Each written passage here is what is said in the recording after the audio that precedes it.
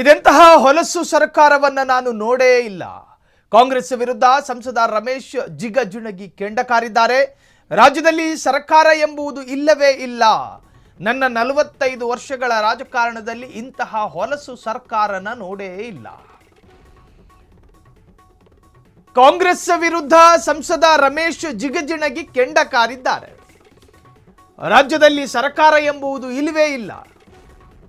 ನನ್ನ 45 ವರ್ಷಗಳ ರಾಜಕಾರಣದಲ್ಲಿ ಇಂತಹ ಹೊಲಸು ಸರ್ಕಾರನ ನೋಡೇ ಇಲ್ಲ. ಇಂತಹ ಸರ್ಕಾರ ಜನ್ಮದಲ್ಲಿ ನಾನು ನೋಡಿಲ್ಲ. ಜಿಗಜಿಣಗಿ ಹೇಳೋದಿದು. ಬೆಳಗ್ಗೆ ಮುಸ್ಲಿಮು ಅಂತಾರೆ, ಮಧ್ಯಾಹ್ನ ದಲಿತರ ಹೆಸರನ್ನು ಪ್ರಸ್ತಾಪ ಮಾಡ್ತಾರೆ, ಸಾಯಂಕಾಲ ಹಿಂದುಳಿದವರ ಹೆಸರು ಹೇಳಕೊಂಡು ರಾಜಕಾರಣ ಮಾಡ್ತಾರೆ. ಈ ಮೂರು ಸಮಾಜದಿಂದ ಸರ್ಕಾರ ಆಗುತ್ತಾ? ಬೇರೆ ಸಮಾಜ ಇವರಿಗೆ ಬೇಕಿಲ್ವಾ? ಬೆಂಗಳೂರಿನಲ್ಲಿ ಹೆಣ್ಣು ಮಕ್ಕಳ ಓಡಾಡೋದಕ್ಕಾಗ್ತಾ ಇಲ್ಲ. ಮುಂದೆ ಈ ಸರ್ಕಾರಕ್ಕೆ ಯಾರೂ ಬೆಂಬಲ ಕೊಡೋದಿಲ್ಲ. ಬೇರೆ ಬೇರೆ ಜಾತಿಗಳ ಮಧ್ಯೆ ಜಗಳ ಹಚ್ಚುವ ಕೆಲಸ ಈ ಸರ್ಕಾರ ಮಾಡ್ತಾ ಇದೆ. 2028ಕ್ಕೆ ಈ ಸರ್ಕಾರ ಯಾವುದೇ ಕಾರಣಕ್ಕೂ ಅಧಿಕಾರಕ್ಕೂ ಬರೋದಿಲ್ಲ. ಮುಂದಿನ ದಿನಮಾನದಲ್ಲಿ ಭಗವಂತ ಕೂಡ ಇವರನ್ನ ಕಾಪಾಡೋದಿಲ್ಲ ಎಂದು ಕಿಡಿಕಾರಿದ್ದಾರೆ. ಇಷ್ಟೊಂದು ಹೊಲಸು ಸರ್ಕಾರವನ್ನು ನಾನು ನೋಡೇ ಇಲ್ಲ. 45 ವರ್ಷಗಳಿಂದ ನೋಡಿಲ್ವಂತೆ. ಕಣ್ಣು ಮುಚ್ಕೊಂಡು ಕೂತಿದ್ರೋ ಏನೋ. ಕಾಂಗ್ರೆಸ್ ಸರ್ಕಾರ ಬೆಳಿಗ್ಗೆ ಮುಸ್ಲಿಂ ಅನ್ನುತ್ತೆ, ಮಧ್ಯಾಹ್ನ ದಲಿತ ಅನ್ನುತ್ತೆ, ಸಾಯಂಕಾಲ ಹಿಂದುಳಿದ ವರ್ಗ ಅನ್ನುತ್ತೆ.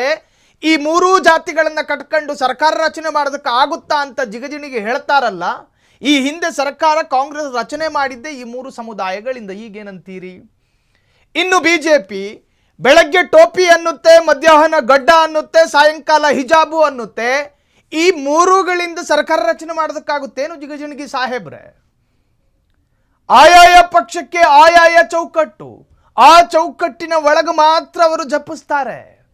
ಅದು ಕೇವಲ ಕಾಂಗ್ರೆಸ್ಸಿಗೆ ಸೀಮಿತ ಆಗಿಲ್ಲ, ಅದು ಕೇವಲ ಬಿಜೆಪಿಗೆ ಸೀಮಿತ ಆಗಿಲ್ಲ. ಪ್ರತಿಯೊಂದು ಪಕ್ಷವೂ ಕೂಡ ಅವರವರ ನಾಲಿಗೆಯ ಚಪಲ ತೀರಿಸೋದಕ್ಕೆ ಏನೇನು ಬೇಕೋ ಅದನ್ನೇ ಆಯ್ಕೆ ಮಾಡ್ಕೋತಾರೆ.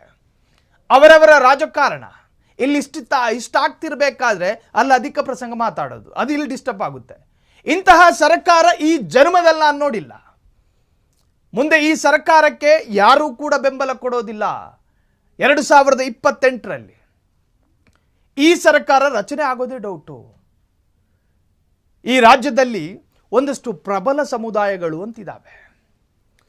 ಅದರಲ್ಲಿ ಪರಿಶಿಷ್ಟ ಜಾತಿ, ಪರಿಶಿಷ್ಟ ಪಂಗಡ ಅರ್ಥಾತ್ SC ST, ಇನ್ನು ಈ ರಾಜ್ಯದ ಮೈನಾರಿಟಿ, ಇವೆಲ್ಲವೂ ಕೂಡ ಪ್ರಬಲ ಸಮುದಾಯಗಳೇ.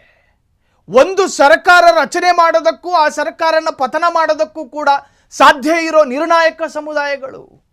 ಜಿಗಜಿಣಿಗೆ ಹೇಳ್ತಾರೆ, 45 ವರ್ಷಗಳಿಂದ ಇಂತಹ ಅಸಹ್ಯ ಸರ್ಕಾರವನ್ನು ನೋಡೇ ಇಲ್ಲ. ರಾಜ್ಯದಲ್ಲಿ ಹೆಣ್ಣು ಮಕ್ಕಳ ಕಿಡ್ನಾಪ್ಗಳಾಗ್ತಾ ಇದೆ. ರಾಜ್ಯದಲ್ಲಿ ಹಾಡಹಗಲೇ ದೊಂಬಿ ಗಲಾಟೆಗಳಾಗ್ತಾ ಇದೆ, ದರೋಡೆಗಳಾಗ್ತಾ ಇದೆ. ಬಿಜೆಪಿ ಆಡಳಿತಾವಧಿಯಲ್ಲಿ ಈ ರಾಜ್ಯ ರಾಮರಾಜ್ಯ ಆಗಿತ್ತೇನು? ರೇಪ್ಗಳು ನಡೆದಿಲ್ವಾ? ಗೃಹ ಸಚಿವ ಅಶೋಕ್ ಇದ್ದಾಗ ಧರ್ಮಸ್ಥಳದಲ್ಲಿ ಸೌಜನ್ಯ ಅನ್ನೋ ಹೆಣ್ಣು ಮಗಳನ್ನ 4 ನಾಯಿಗಳು ಕಚ್ಕೊಂಡು ತಿಂದ್ರಲ್ಲ.